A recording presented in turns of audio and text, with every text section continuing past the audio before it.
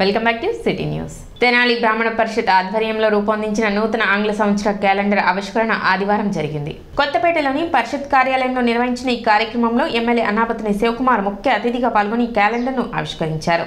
తెనాలి బ్రాహ్మణ పరిషత్ ఎన్నో సంవత్సరాలుగా అనేక సేవా కార్యక్రమాలు ఎంతో మందికి ఉపయోగపడే విధంగా నిర్వహిస్తుందని, ఈ క్రమంలో నూతన సంవత్సర క్యాలెండర్ను రూపొందించడం, దాని ఆవిష్కరణ తనతో భాగస్వామ్యం చేయడం సంతోషంగా ఉందని ఎమ్మెల్యే అన్నాపతిని శివకుమార్ తెలిపారు. కార్యక్రమంలో పరిషత్ సభ్యులు పాల్గొన్నారు.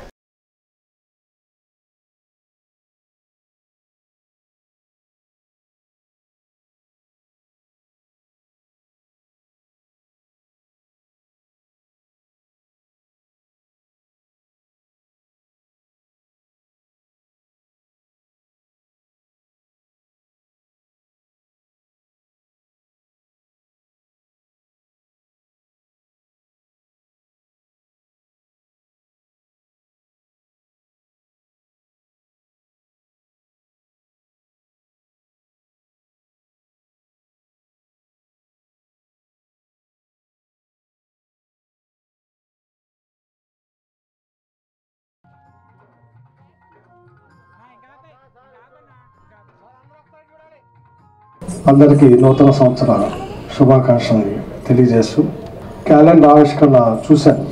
ఈ కార్యక్రమాన్ని కూడా ఇంత బాగా చేయొచ్చు అని చెప్పి పురుషోత్తమ శర్మ గారి దగ్గర నుంచి నేర్చుకున్నాను. మరి ముఖ్యంగా తెనాలి బ్రాహ్మణ పరిషత్ ఎన్నో అద్భుతమైన కార్యక్రమాన్ని ఎంతోమందికి ఉపయోగపడే విధంగా, ఎంతోమందిని ఆలోచింపజేసే విధంగా పనిచేస్తూ, ఈ సందర్భంగా ఈ మాట కూడా చెప్పాలి. ఆఖరికి రాష్ట్ర ముఖ్యమంత్రి గారి దాకా జరిగే అంశం తెనాలి బ్రాహ్మణ పరిషత్ పురుషోత్తమ శర్మ గారి నాయకత్వంలో జరిగింది. ఎమ్మటే అంతే పెద్ద మనసుతో ఆ నాయకుడు కూడా రెండో రోజు ఖండనిచ్చి తప్పుడు ఆ ఫ్లోలో మాట్లాడటం జరిగిందని చెప్పి బ్రాహ్మణ పరిషత్ని, సమాజాన్ని తమ తప్పును గుర్తించండి అని చెప్పిన సందర్భం. ప్రతిదానికి గొడవ పడాల్సిన అవసరం లేదు. ఎక్కడైనా ఒక తప్పు జరిగినప్పుడు ఇలాంటి పరిషత్తుల ద్వారా పెద్దలు ఆ తప్పుని తెలియజేసినప్పుడు తప్పకుండా ఆ తప్పును సరిదిద్దుకోవడానికి ఒక మంచి మార్గం తెనాలి బ్రాహ్మణ పరిషత్ చూపించినందుకు మీ శాసనసభ్యుడిగా నేను ఎంతో గర్వపడ్డాను. మనం గమనిస్తే తెనాలి బ్రాహ్మణ పరిషత్తు ఈ 6 కర్మలు చేస్తుంది.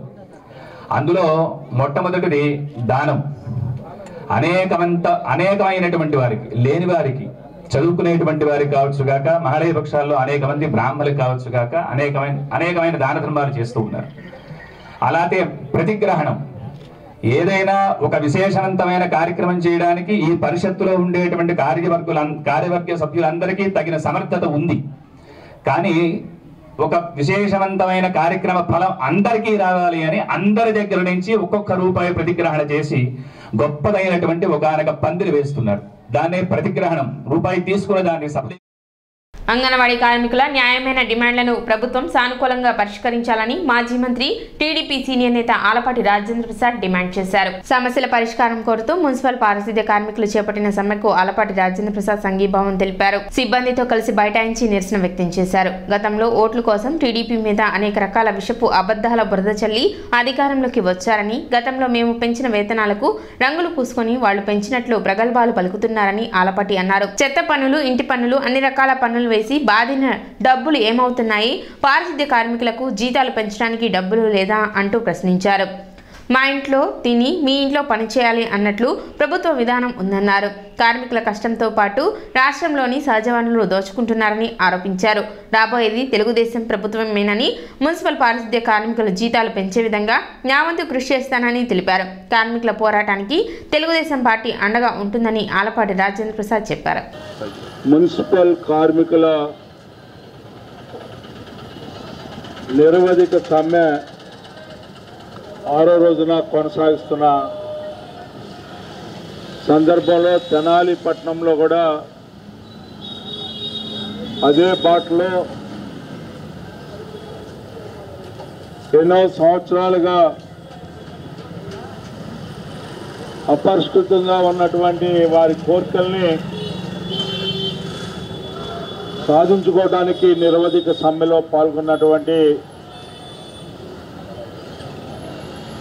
సోదరి మనందరికీ కూడా తెలుగుదేశం పార్టీ సంపూర్ణ మద్దతు పలకడానికి మీ కోరికలు సమంజసం అని చెప్పి తెలపడానికి పార్టీ పరంగా అదేవిధంగా ఒక మాజీ శాసనసభ్యుడిగా మీ అందరితో కలిసి పనిచేసినటువంటి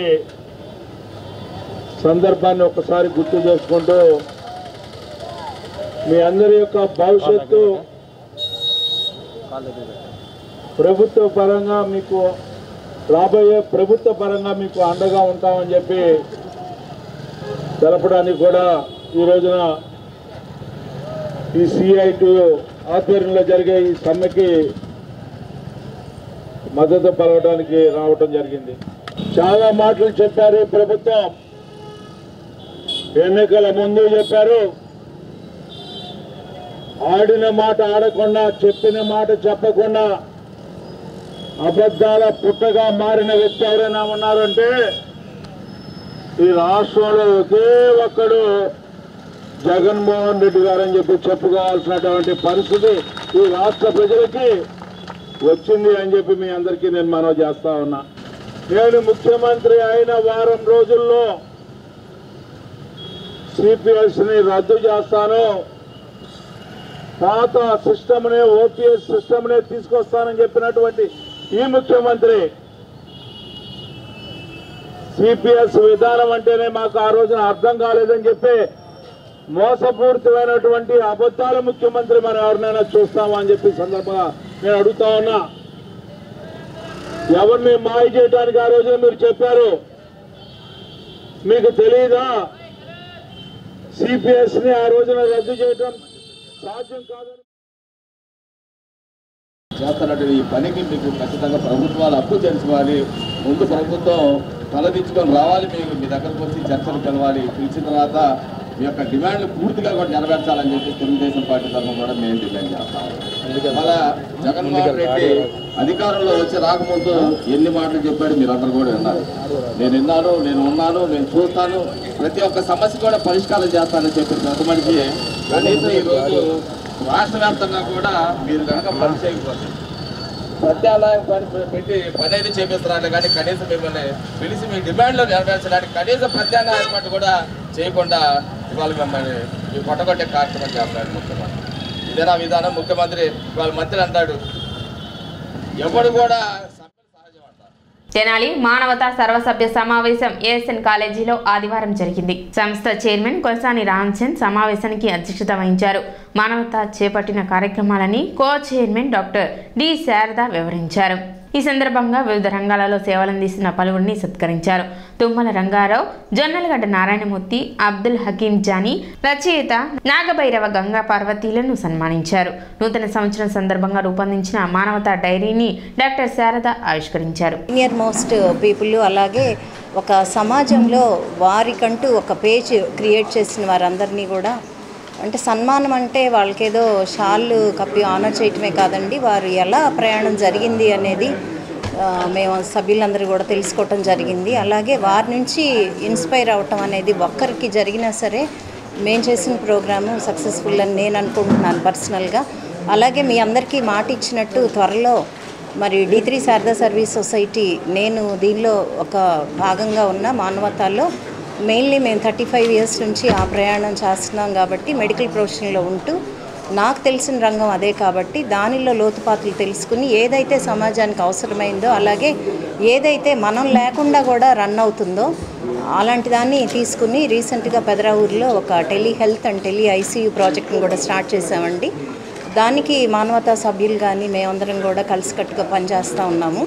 అది మెయిన్లీ మనకి ఏదైనా సడన్గా ఛాతీ నొప్పి కానీ అలాగే ఈ కాలు చెయ్యి వంకరపోవటం కానీ జరిగితే ఫస్ట్ ఎయిడ్ అనేది మరి మాది వెహికల్ అనేది ఒకటి రావటం కానీ మా టెక్నీషియన్ రావటం కానీ మీకు ఫస్ట్ ఎయిడ్ చెప్పి, దీనిలో లాభాపేక్ష ఏమి లేదండి, ఇది ఎవ్రీథింగ్ ఫ్రీగా. కార్యక్రమంలో K Kalyani, T Srinivasababu, Omkar Prasad, D Somayya Sastry, SV Sharma, P Venkat పెద్ద సంఖ్యలో మానవతా సభ్యులు పాల్గొన్నారు. ఇప్పుడు వరకు మనం సుమారు 16 ప్రోగ్రామ్స్ చేసాం ఈ 5 నెలల్లో. జూలై 7వ తారీఖు మానవతా తెనాలి ఆవిర్భవించింది. ఈ 5 నెలలు 16 ప్రోగ్రామ్స్ చేసాం. 16 ప్రోగ్రామ్స్ కూడా ఎవరొకరు స్పాన్సర్ చేశారు. ఈ మధ్య రైతులకి 12,000 సహాయం చేసిన దాంట్లో కూడా ఒక 6,000 ఇంకొక రైతు స్పాన్సర్ చేశారు. ఒక 6,000 సెంట్రల్ కమిటీ స్పాన్సర్ చేసింది. సెంట్రల్ కమిటీ అంటే మానవతా స్టేట్ లెవెల్ కమిటీ. కాబట్టి ఎక్కడా కూడా ఎగ్జిక్యూటివ్ కమిటీ కూర్చుని ఏం ఖర్చు పెడతామనే ఆలోచన ఇంతవరకు మెంబర్స్ ఇవ్వట్లేదు. ఎందుకంటే మెంబర్స్ ఏదో కార్యక్రమం చేసి వాళ్ళు మేము స్పాన్సర్ చేస్తామని చైర్మన్ గానో సెక్రటరీ గానో మమ్మల్ని అప్పటికప్పుడు పిలిచి ఆ యాక్టివిటీ చేయడం అనేది ప్రస్తుతం జరుగుతుంది. ఈ సంవత్సరం ఈ 5 నెలల్లో 15-16 ప్రోగ్రామ్స్ మనము. ఇప్పుడు ఒక చిన్న విరామం.